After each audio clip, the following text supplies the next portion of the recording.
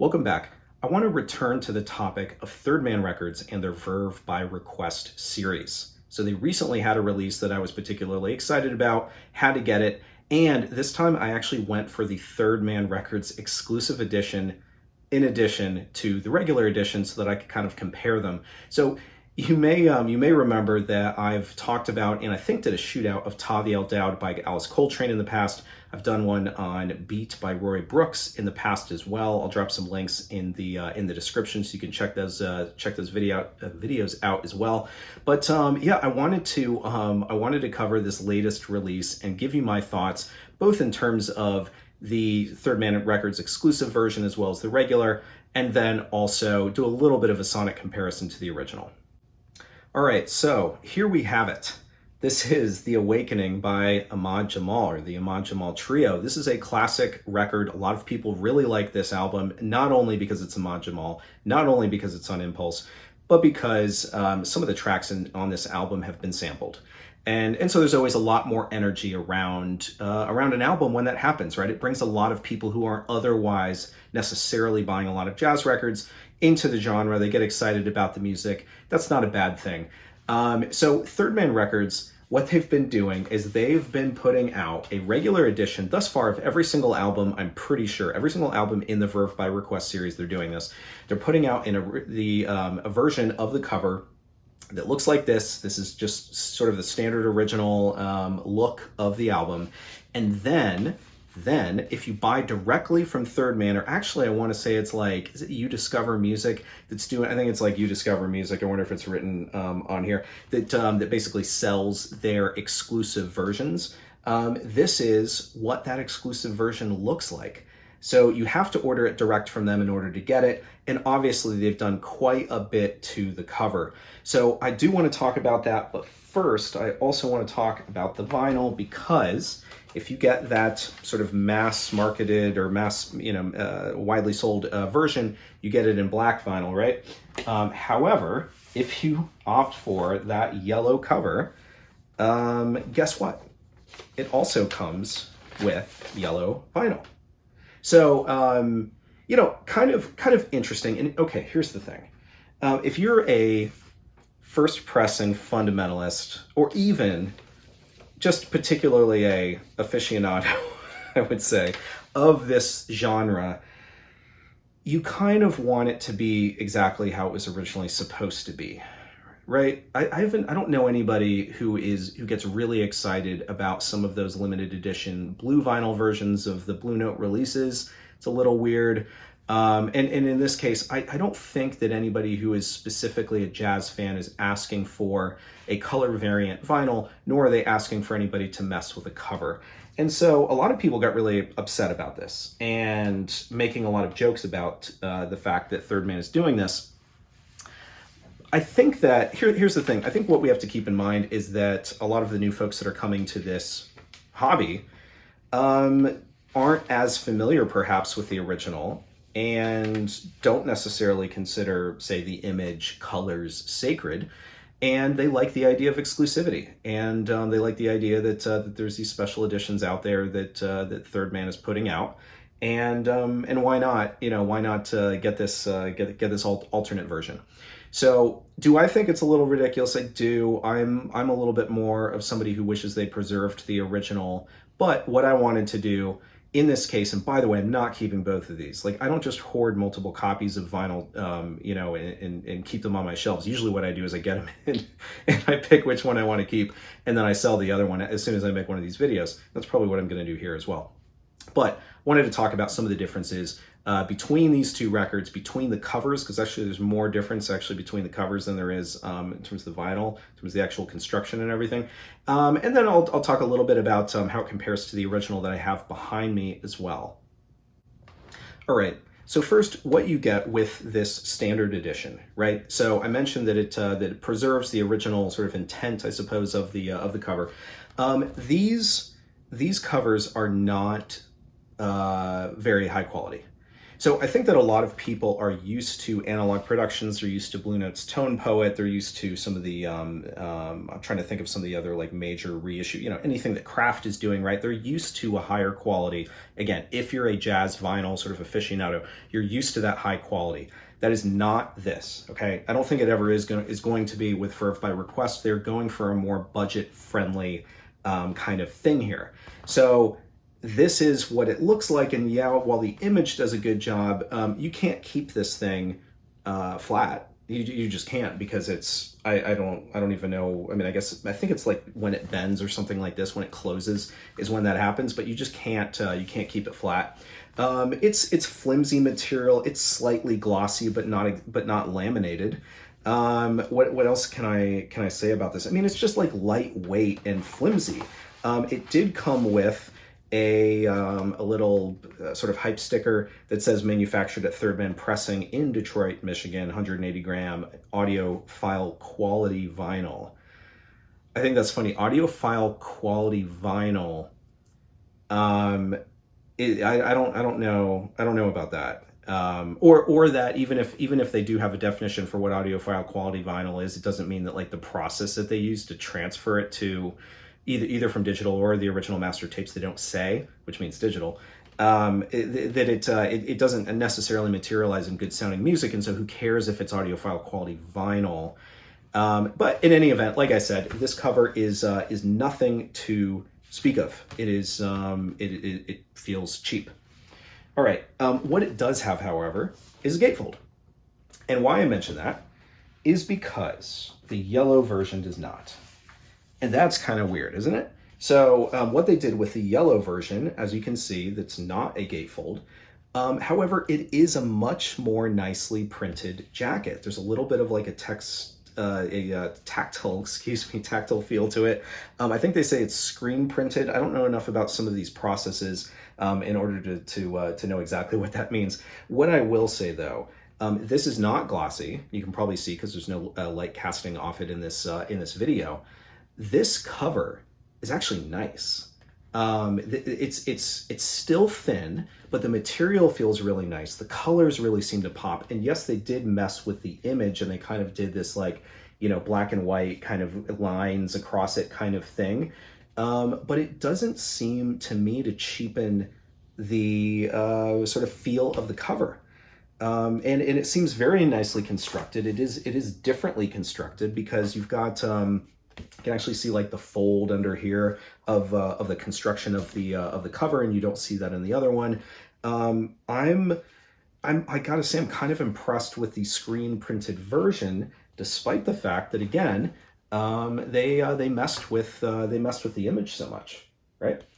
And they did it on the back as well. And you'll also notice that sort of the widely available version also has a barcode at the top. This one does not. The other thing that's different is at the bottom of this one, it actually has the Third Man Records logo on it, and it says manufactured by Third Man Records printed on it. So maybe what's interesting about that is that this one doesn't. Obviously the hype sticker said manufactured at Third Man Records, but it doesn't say below it here, and it doesn't have the Third Man Records logo. So that is interesting, and what it leads me to believe is that Third Man might have made some of these for, say, the US market, and are maybe relying on others to make it for the non-US market. Or they could have just left it off the bottom of it, and they just put a hype sticker on, and they're making all of them. I don't know, but it is worth pointing out, because it's a difference, and why would there be a difference if it didn't mean something? Okay, so that's the cover. I mean, realistically, if I'm going to say which is the better cover, even considering the change of the color, I like the screen printed version. And I feel like such an idiot for saying that, because I know that there's so many people, especially with Tavi El Dowd, because I did not think that yellow edition looked good. I did not think that Roy Brooks's beat looked good. This, I think it looks good. I really do. And, you know, am I going to... I don't know. Is it better than the original? I don't know. Like obviously I'm biased by how nice the cover is, the material and everything. But like, why couldn't they have done this with the original colors? Why couldn't they have done screen printed with the original colors? then that would be great. But as it is, I mean, come on, if you had never seen this record before in your life, this is not a bad looking cover. All right. So one quick thing that I neglected to mention when I was talking about the fact that the yellow version didn't have the gatefold, and so therefore there's like missing content. So they did kind of cover their bases a little bit. They printed out this piece of paper. And so what you get is what was inside the gatefold, right? So you get this image, and then you get the liner notes. And, you know, I mean, it's a piece of paper. I'm not saying that they should have included a booklet, but it's just a piece of paper. It just kind of seems weird. Like, why not? I don't know. Maybe the screen print with the gatefold, maybe that's impossible. I don't know. I guess they covered their bases by including one of these. So let's move on to the vinyl, and there's not much to say actually about the differences in the physical media, because and more about the sound, right? Well, actually, okay. Let me just talk about it. So I mentioned that the mass marketed one is black and the other one is yellow. So I actually wanted to check to make sure that they were both 180 gram. They both felt like they were 180 gram, but I thought I'd check. I put it on a gram scale.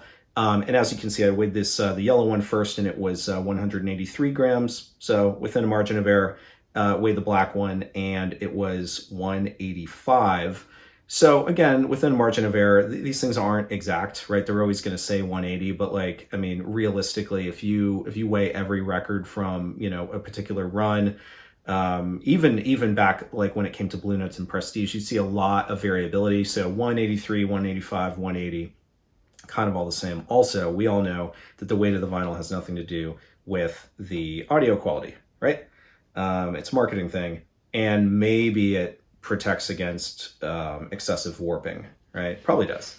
But really it's you know how what is it, vacuum cleaners, I'm sorry, random anecdote, vacuum cleaners actually put lead weights in them to make you feel like you're getting something more than what it is, because they realized that people didn't like lightweight vacuum cleaners, even though it's way easier to use.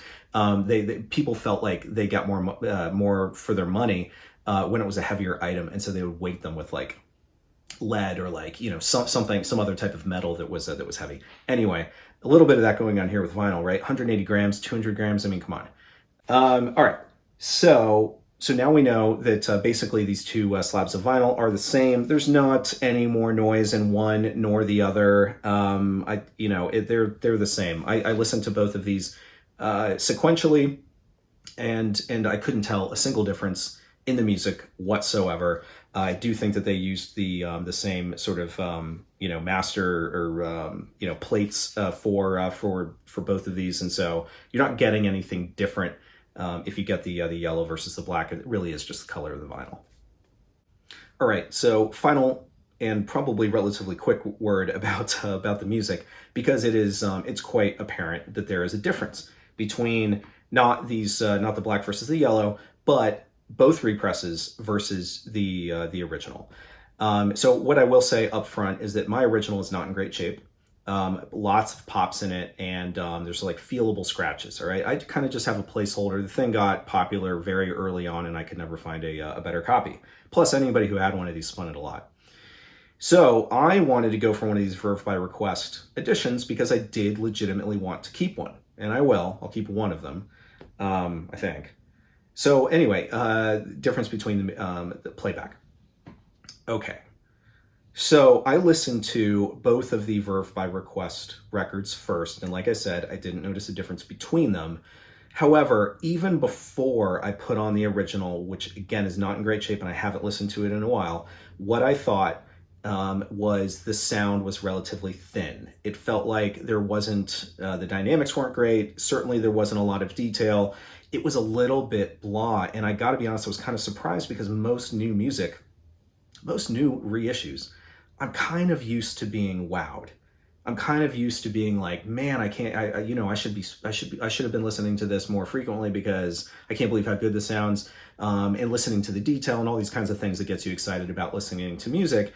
And I didn't feel that way when listening to the Verve by Request edition at all. So I then put on my original pressing, again, probably VG minus, and even with the pops and the clicks, there was a notable improvement in how it sounded. So, I guess with some more specificity, the drums, the cymbals sounded better. The piano sounded more dynamic. I will say that there was no difference in bass, but I also don't think this is particularly a bass-heavy record. In fact, I have a subwoofer that has like, that I've set like the crossover to or whatever to a specific level, and I never change it. I don't even think my sub kicked on during the entire playback.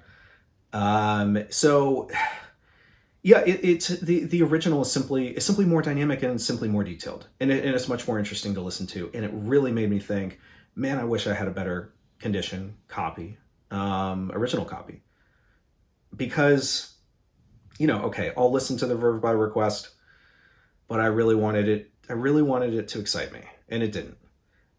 So this is a little bit of a sort of familiar story, right? Because when I talked about Ta the El Dead, when I talked about Beat, there was a little bit more improvement with Verve by Request. Ta the El Dead was not, and that is the case here. It is not an improvement. What I do think, though, that is good about Third Man putting this out is that everybody's wanted one of these records, for a long time. And it's not that it's a bad reissue. You just kind of have to know what you're getting when you buy it. And, listen, it's not as expensive as an Analog Productions reissue or even a Kraft one or even a Blue Note one, right? It costs less. And so you just kind of have to know that that's a little bit what you're getting. So frankly, I was disappointed, and I don't know if I'm going to continue to buy records from this series. Now, I say that, but as soon as they put out, an album, and I need to take another look at their release schedule, but as soon as they put out an album that either I don't have any copy of, or maybe my copy's not in great shape, or maybe it's just a particularly exciting release, I will probably go ahead and order it and do another one of these play tests. But I'll say this, I don't want to buy another from this series. At this point, I think I'd rather take the originals or some other edition of some of these. And that's just kind of where I'm at. So I hope this was helpful. I hope I'm not stopping anybody from getting excited about this music, because it is great music and you should listen to it in whatever format you can. But those are my thoughts, and I'm not going to sugarcoat it. So hope you enjoyed. I'll see you again soon.